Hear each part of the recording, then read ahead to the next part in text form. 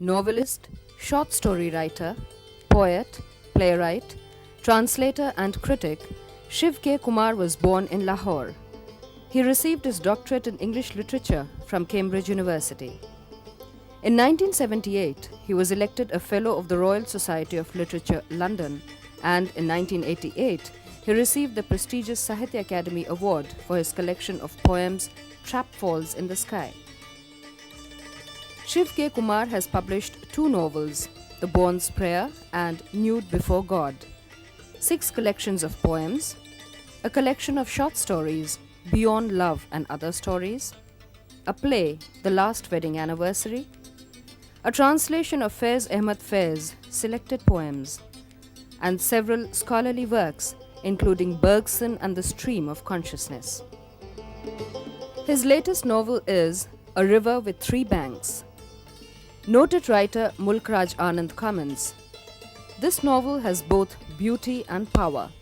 It recreates, in a language that glows with fragrance and color, not only the trauma that one associates with partition, but also love, compassion, and forgiveness that it evoked even in the midst of communal frenzy."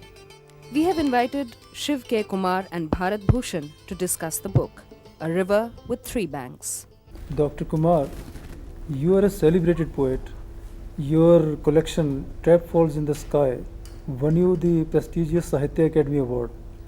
And you are a great playwright also. From here, how have you switched over to fiction?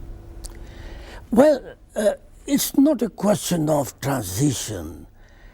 I always work on different genres simultaneously. It depends upon the mood, your mood. If you want to write a story which needs a larger canvas, you start working on a novel. And when you feel intensely moved about something, an event, an emotion, then you write a poem. So all these genres have been working, I should say, on their own simultaneously. And it depends upon the situation, the mood, as I've just said. Dr. Saab, A River with Three Banks. The title is somewhat intriguing. What do you say about that? I do agree that a river has ordinarily 2 banks. Why have I given this river 3 banks? Now, let me tell you what I had in mind. I was not writing this novel to a particular idea in order to send a message out to my readers. But the 3 banks to my river, you may say, were the 3 religions, Christianity, Hinduism, and Islam, which I wanted to bring together. It's a sort of conference like the Ganges, the Jamna, Saraswati. In fact, I was intrigued myself when one of my readers said that wasn't your third bank the sky that embraces both India and Pakistan? That, I think, was a very ingenious interpretation. So there you have 2 banks and the sky that embraces both countries. Because as you know, this is a story about the communal Holocaust that followed 1947 British withdrawal from the Indian subcontinent. It is almost 50 years, more than that, when partition took place. Why have you taken so long to write about that now? Well, you're quite right. There have been other novels on the partition. A Train to Pakistan was written just a few years after 1947. Then there was this Azadi, Tambaz. Why have I taken so long? Let me explain to you. Of course, it should be clearly understood that every Punjabi novelist, and I'm a Punjabi born in Lahore, as you know, every Punjabi novelist has to get the trauma of partition out of your system, out of his system, sooner or later. Now, you've asked me, why 50 years? I believe, and very earnestly, that if you're too close to an event, to an experience, to an emotion, you will not be able to see it in correct perspective. In order to appreciate a painting, you have to move back a little to be able to see it in correct perspective. I took 50 years because if I had written my novel in 48 or 1950, probably there would have been anger in my narrative because I was too close to it. I was now able to see the whole thing in a balanced perspective. Maybe I will add another word of explanation. How did William Wordsworth put it? That a poem is emotion recollected in tranquility. True. So wasn't I trying to recollect partition in tranquility? I felt relaxed now after 50 years. It was just a coincidence. I didn't write this novel to fit into the 50th year of Indian independence. It's just a coincidence. But Doctor, do you think it's a historical novel? No, I wouldn't say it's an historical novel. I have used partition only as a background. And against that backdrop of partition, of communal frenzy, I have tried to present a love story. And this love story brings together, as I said earlier, these three religions. The protagonist, as you know, is a Hindu who manipulates, I would say, his divorce through talking Bishop Jones into believing that he is already a follower of Christ and that he has come to the Lord to accept Christianity. And then he falls in love with this Muslim girl, Hasina. Now, I think that the leading character, I'm talking about the love element in the story, is some kind of a humanist. It is for the reader to decide. Probably Gautam Mehta, the leading character, could have said, मैं ना हिंदू हूँ न मुसलमान, मुझे जीने दो, दोस्ती मेरा मजहब है, मुझे जीने दो. I am neither Hindu nor Muslim, let me be. Friendship is my creed, let me be. But this is how a common man looks at it. The politicians have their own point of view. I was told the other day by a friend that Nawaz Sharif, the Prime Minister of Pakistan, when he became Prime Minister, his native place is on this side of the Indian border, in India. And there was a local Gurdwara which offered ardas. They were happy and delighted that somebody from their native village is now Prime Minister of Pakistan. Similarly, our former Prime Minister, Gujral, who had his schooling near Sialkot, those people were equally excited. These politicians should also understand that it's the common man which wants these bonds of friendship. How has Jigar put it? उनका ये फख्र है, उनका ये फख्र सियासतदानों से पूछे, मेरा पैगाम है मोहब्बत जहाँ तक पहुँचे. This is what the common man feels, and this is probably what I'm trying to do and say in this novel. Your last novel, Nude Before the God, appeared in 1983. You have taken 15 years to complete the second one, or maybe third one, as you rightly said it. As I said earlier, I wanted time to run on, but not that I had stopped writing. If Nude Before God was published in New York in 1983, I started writing poetry. I wrote the book that you just mentioned very graciously, Trap Falls in the Sky. And then I started working on another book of poems. I wrote several short stories, and I was busy. But novel, as I said, which needs a larger canvas, had to wait. And partition was an agonizing experience. The subtitle, as you will remember, is The Partition of India, Agony and Ecstasy. So the agony had to be controlled. It had to be conditioned. So I took a little time. But I was active as a writer even during this period. But you are a translator also, Dr. Sir. You have translated Faiz. Indeed, I have. You might have asked me that if I have handled different genres, where do I belong? It's poetry. Whether it's my own poetry or poetry written by someone else.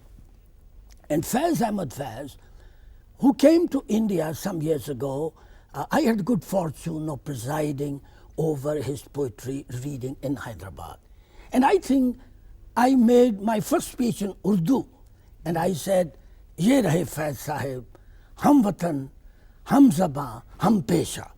Because I was born in Lahore. So that makes me a kind of Pakistani by birth. And then hum zaba, Punjabi, is the language that I can share with Faiz. Hum pesha, because he also started his career as a lecturer in English. And he's a humanist. Such people, they don't recognize any barriers. Take Ahmad Faraz, for example, the great Pakistani poet now, after Faiz Ahmad Faiz. तुम्हें ये फख्र है कि तुमने महाभारत लड़ी है, हमें ये नाज कि हम करबला से होके आए हैं. I do feel and hope and fantasize and dream that someday between Kurukshetra and Karbala there will be a meeting point where the two communities, the two religions, the two nations will come together. I do honestly believe that if ever this union of hearts takes place between India and Pakistan, this revolution in the minds, in the hearts of people, will not be brought about by politicians, but by artists, musicians, painters, sculptors, these funkars, these artists, never by these politicians. But do you think that is possible, Dr. Sir? Indeed. Some kind of loose unification of India and Pakistan? No, I was not talking of some kind of confederation. No, the two countries will remain separate. God bless them both.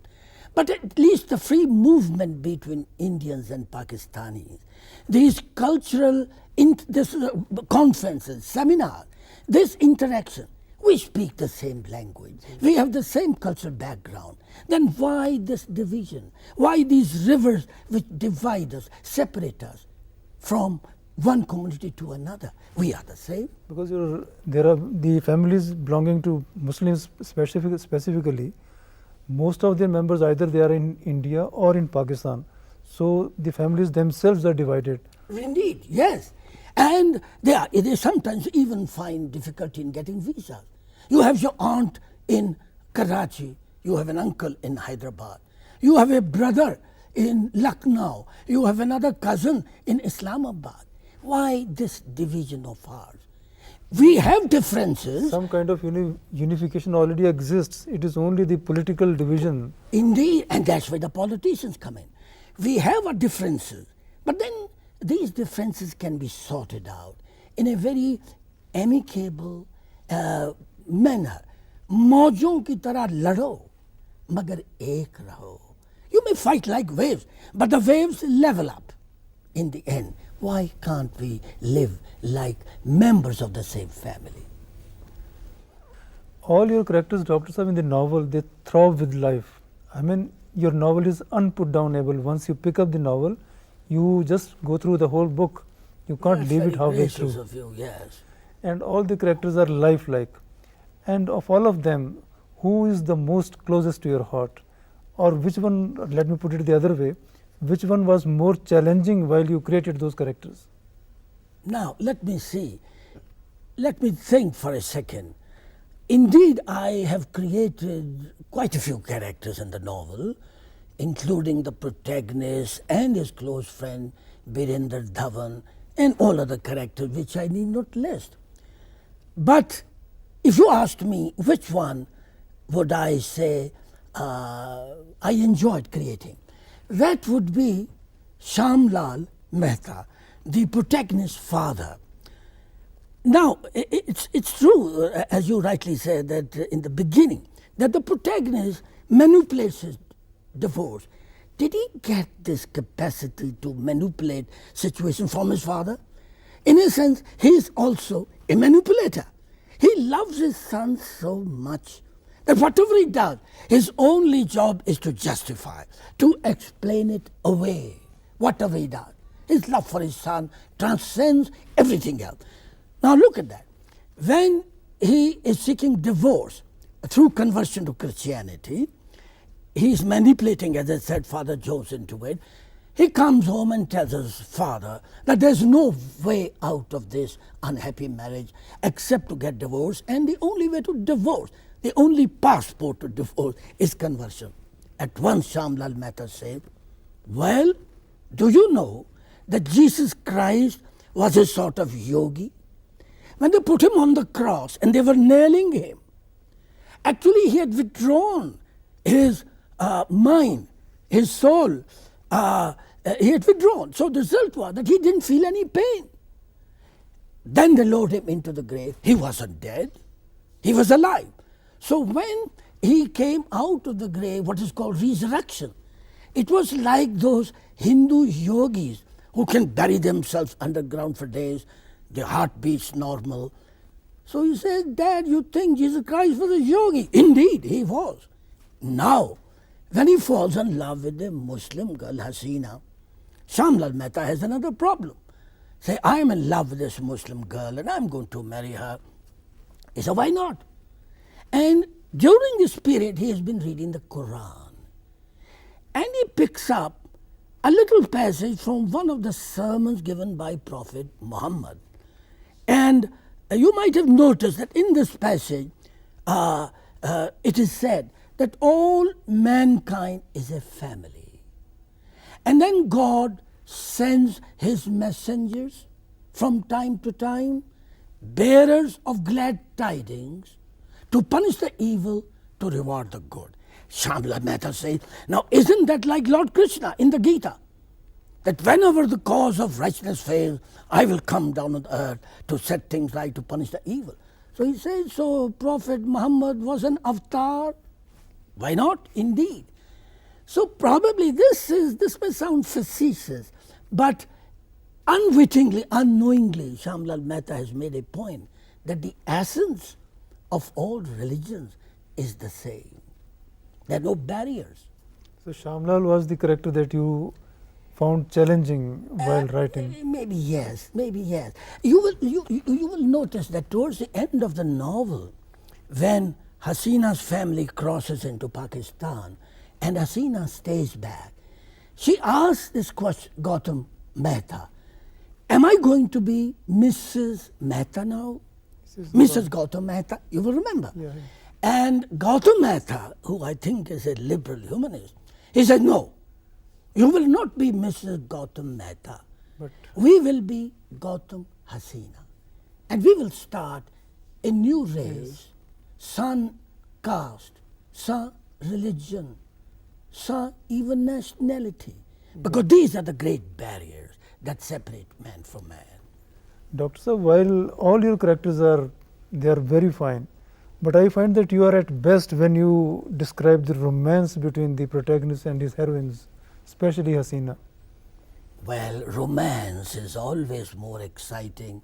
I only wish that our politicians will remember their moments of love, their moments of ecstasy, but then their concept of ecstasy is different. To generate differences, to enjoy man killing another man, romance is always soul-filling, it's exciting. So those are the tender moments. The poet in you is manifest in the novel also. Is there any relationship between poetry and fiction?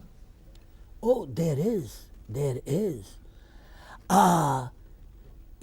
Most readers of fiction don't realize that a novelist is not merely a narrator of events.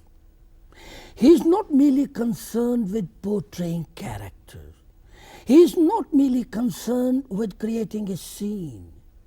He is also concerned with making his story authentic. And how can that be done? He must fully use minutiae of detail. And these details that really work with the reader, that evoke the central emotions in the novel, these are images, metaphors, similes. Each novel, I think, in a sense, symbolic of something that the novelist is trying to put across to the reader. Now, these things, images, similes, and metaphors, these are elements of a poem. So, in fact, I enjoyed writing those passages where I thought that probably I was writing a poem and injecting it into my narrative. So maybe you're right that the poet in me is there also. So why don't you read a passage for us from the book? Well, we ended on this note, poetry and fiction. And I referred to the last scene when Hasina asks Gautam, am I now going to be called Mrs. Hasina? Now, as you know, that Wagah was the border village which separates India from Pakistan. And in this passage, which I enjoyed writing, I describe first clouds and then birds which circle around above this river. But let me, you said, give me the passage. Let me give you the passage. The sky was now covered with mountains of clouds, white, inky blue, grey. They assumed all sorts of fantastic shapes of the giant dinosaurs, their long necks craning forward, of the skeletal remains of primordial mammals, of an army of soldiers on the route. Ceaselessly, they sailed across the bridge from India to Pakistan, casting fugitive reflections on the tawny waters of the river. Suddenly, a flock of birds shot into the sky and began to circle joyously over the maize fields on either side, as though scornful of the happening on the earth below. Their spangled wings, poised against the wind, glimmered in the morning sun. Their puny belly tanks, charged with some inexhaustible fuel, they flew round and round, up and down, and warbled. Lovely. That's when you will agree that unless you create, I don't know how far I've succeeded, it is for you to decide, to judge, and other readers, that it is the music of words that always operates behind a story. I remember what Saul Bellow once said, the Nobel Prize winner, one of the greatest novelists of our time, who has just published another novel. He said, when I put down a novel, what do I remember? Not the story, not even the characters, not even the great events that have taken place, but a cluster of words, an image, a metaphor, a little flicker of the eyelashes. That to me is the novel, not the story, the great structure. Now from novel to where do you go now here, Dr. Saab? Once, Mr. Bharat Bhushan, a book is done, it's like delivering a child. You just let it go into the wide world and you no longer think of it. I will never probably read this novel again. I will not read my poems in Wool Gathering. I will move on to something else. And I have already started working on my 4th novel. And I hope there'll be a 5th novel, there'll be a 7th collection of poems. hope too, and sir. so it goes on. The river flows on. Good one. The good river one, flows Good on. one. It was nice talking to Dr. Saab. Thank you very much. Thank you. Thank you.